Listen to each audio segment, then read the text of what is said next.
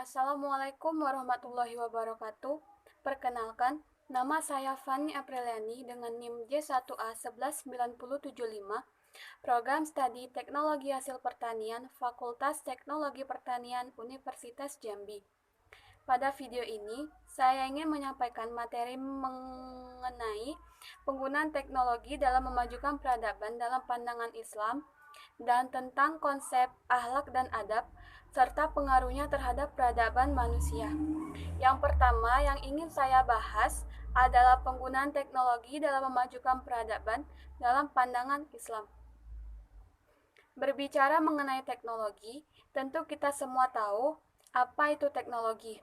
Teknologi adalah keseluruhan sarana untuk menyediakan barang-barang yang akan diperlukan bagi kelangsungan dan kenyamanan hidup manusia. Penggunaan teknologi oleh manusia diawali dengan pengubahan sumber daya alam menjadi alat-alat sederhana.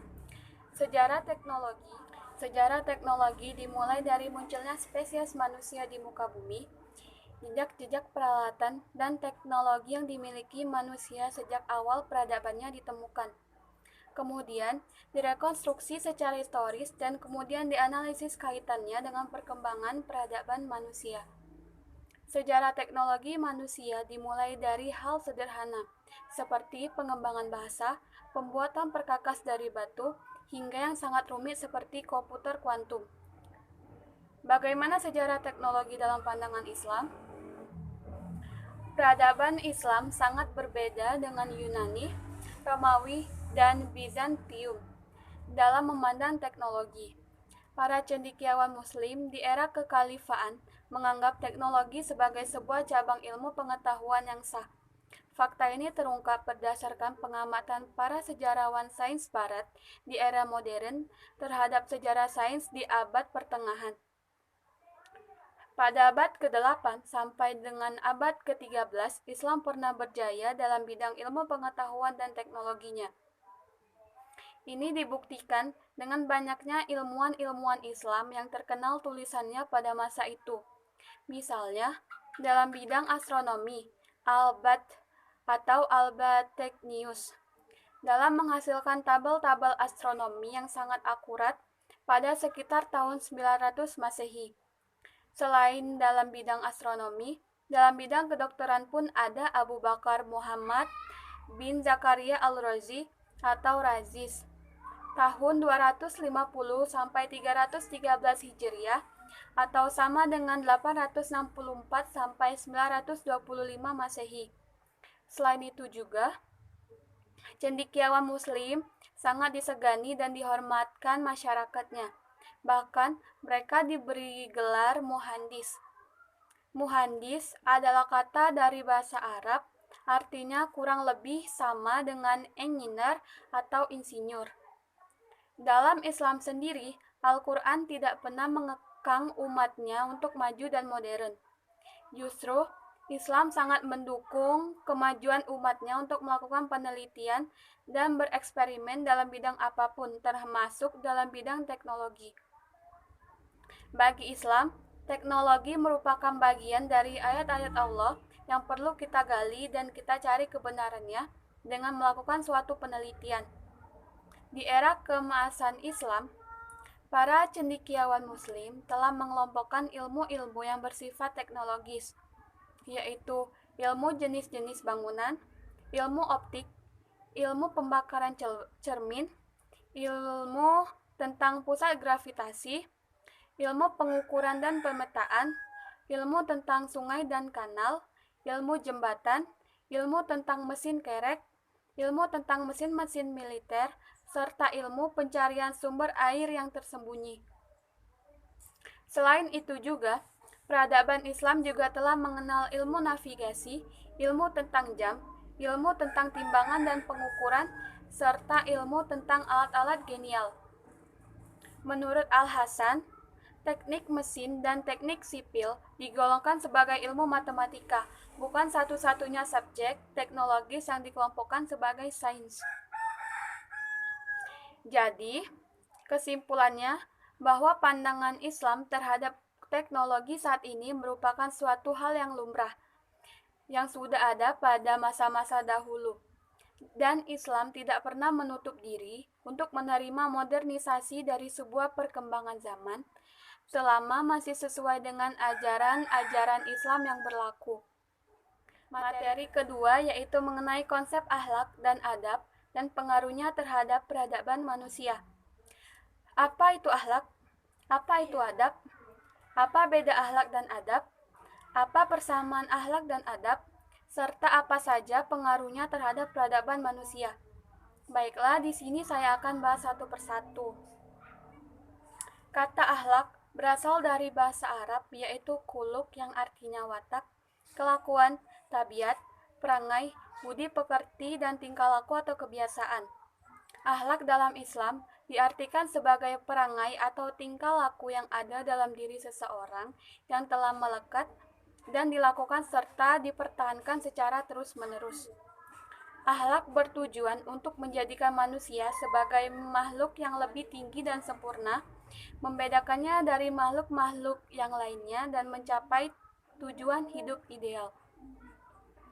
Akhlak dalam Islam dibedakan menjadi dua golongan, yaitu 1.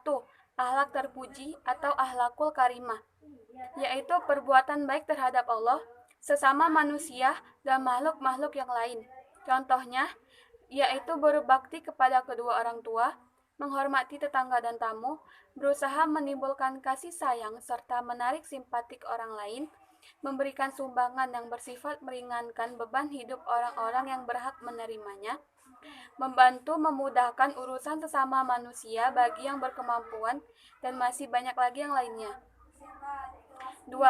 Akhlak tercelah atau akhlakul mazmumah, yaitu perbuatan buruk terhadap Allah, sesama manusia, dan makhluk-makhluk yang lainnya.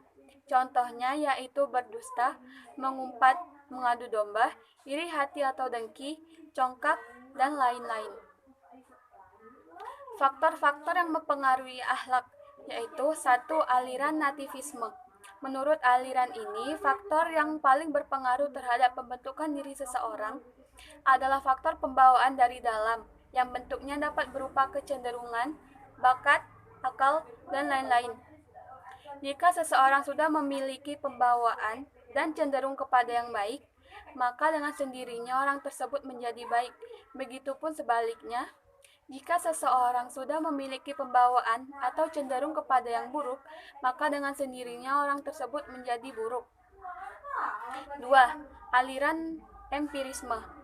Menurut aliran ini, faktor yang paling berpengaruh terhadap pembentukan diri seseorang adalah faktor dari luar, yaitu lingkungan sosial, termasuk pembinaan dan pendidikan yang diberikan.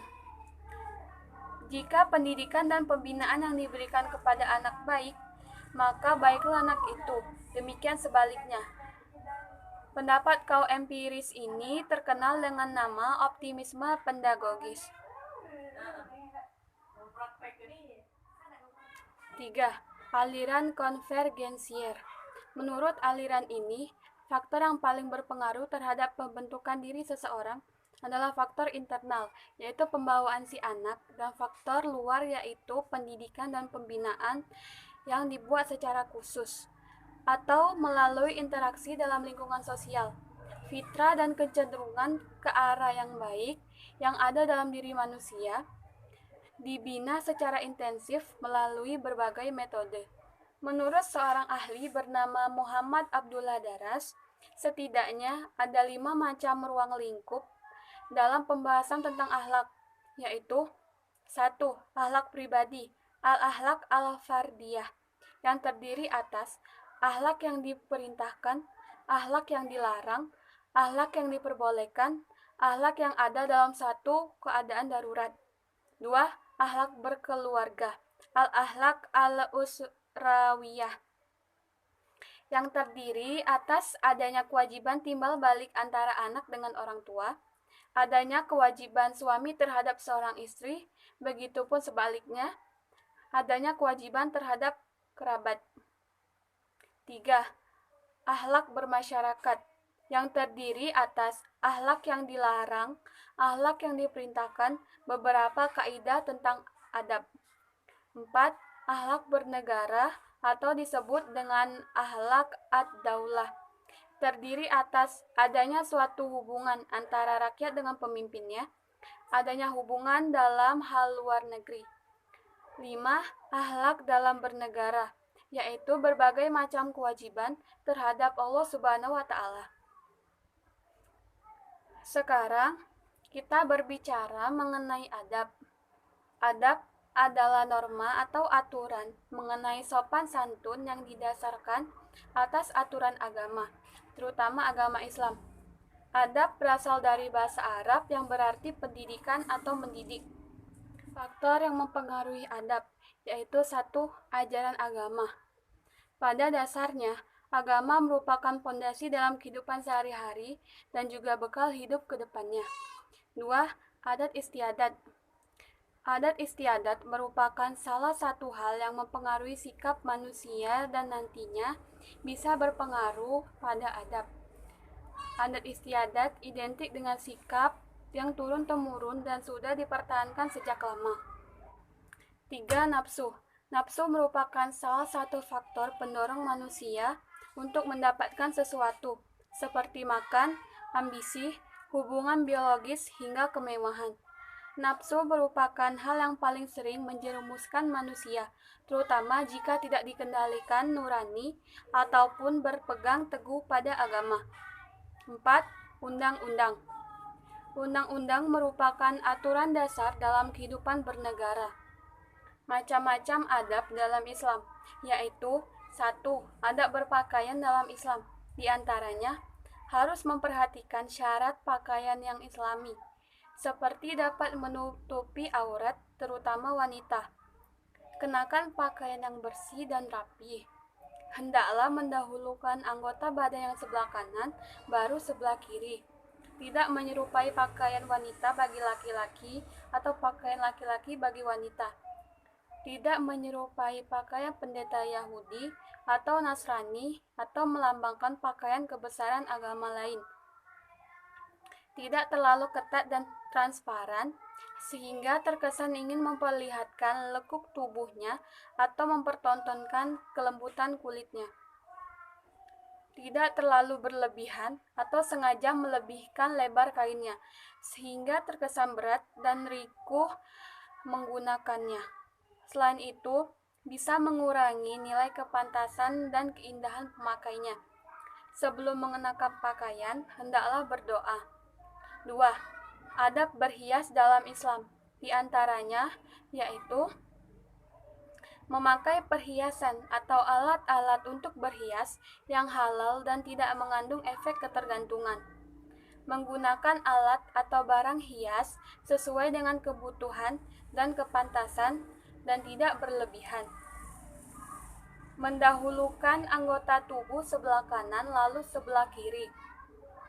Berhias untuk tujuan ibadah atau kebaikan, seperti untuk melaksanakan sholat, mengaji, belajar, menyambut suami tercinta, dan sebagainya. Membaca basmalah sebelum memulai berhias, agar mendapatkan berkah dan pahala. Membaca doa setiap kali menghadap cermin untuk berhias. 3. Adab berpergian dalam Islam. Di antaranya yaitu mengucapkan salam ketika hendak meninggalkan rumah, agar Allah memberikan keselamatan, baik bagi yang pergi maupun yang ditinggalkan. Menulis wasiat atau pesan jika ada hal yang dianggap penting, dan jika berpergian menuju tempat yang sangat jauh dan memakan waktu yang lama. Saling memaafkan satu sama lain, sehingga tidak ada beban bagi yang hendak pergi maupun yang ditinggalkan. Membaca doa sebelum meninggalkan atau keluar rumah. Berniat sengaja berpergian untuk bekerja atau belajar demi mencari ridho Allah Subhanahu wa Ta'ala. 4. Adab bertemu dalam Islam. Di antaranya yaitu sebelum memasuki rumah seseorang, maka kita harus meminta izin terlebih dahulu dengan mengucapkan salam. Sebagai tamu, jika kita tidak mendapati tuan rumah atau merasa tidak diterima tuan rumah karena satu hal dan lain hal, maka segera tinggalkan rumah itu. Tapi, jangan sampai memperlihatkan kekecewaan terhadap perlakuan tuan rumah yang tidak berbudi baik tersebut. Jika sudah diterima dengan baik, janganlah berbuat seenaknya di rumah orang. Meskipun udah dikatakan oleh tuan rumah, anggaplah sebagai rumah sendiri. Itu adalah hak dan kewajiban dia sebagai tuan rumah, sedangkan kamu mempunyai hak dan kewajiban tersendiri sebagai tamu. Menjadi tamu di rumah teman dekat harus tetap menjaga kesopanan. Jangan melihat-lihat semua benda yang ada di rumah itu, kecuali benar-benar dipersilakan tuan rumah. Jika kita dihidangkan makanan dan minuman, maka ciciplah makanan dan minuman tersebut setelah kita dipersilakan oleh tuan rumah untuk dicicipi. Seandainya makanan dan minuman itu tidak sesuai dengan selera kita, maka jangan tampakkan bahwa kita tidak suka, tapi ciciplah sekedarnya saja. Jika dirasa sudah cukup keperluannya, maka dengan sikap yang agak berat hati, kita berpamitan untuk pulang. Tidak lupa, sampaikan penghargaan yang atas sambutannya dengan harapan kita akan menanti kedatangannya di rumah kita dan bisa bertemu kembali di lain waktu. Yang sekarang jadi pertanyaan, apa yang membedakan akhlak dan adab? Akhlak adalah sesuatu yang muncul dari tabiat manusia, sedangkan adab adalah perilaku atau ucapan manusia yang baik.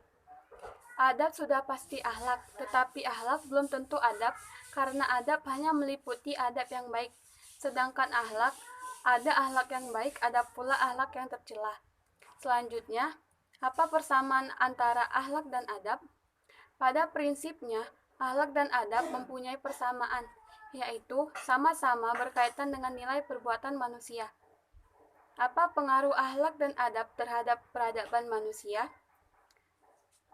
Perkembangan peradaban manusia ditentukan dengan kualitas sumber manusianya. Apakah manusianya memiliki adab dan akhlak yang baik, ataukah malah sebaliknya? Cukup sekian penjelasan dari saya. Saya mohon maaf apabila ada kesalahan. Kepada Allah saya mohon ampun. Saya akhiri. Wassalamualaikum warahmatullahi wabarakatuh.